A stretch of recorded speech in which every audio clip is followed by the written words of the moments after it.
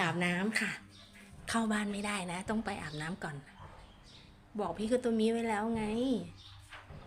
ไปขึ้นรถแหละไม่เอาจะหนีไปไหนเฮ้ย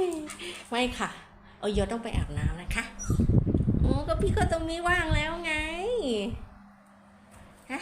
ไปขึ้นรถกับป้าไปเลยห้ามหนีไปขึ้นรถไปเร็วขึ้นรถ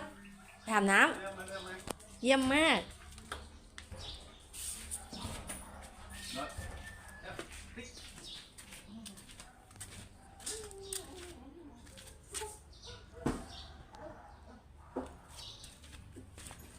เชือกขาด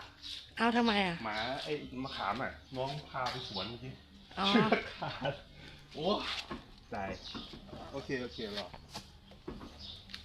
อาจารย์พงไปดูให้อยู่เดี๋ยวน้องไปเอาเชือก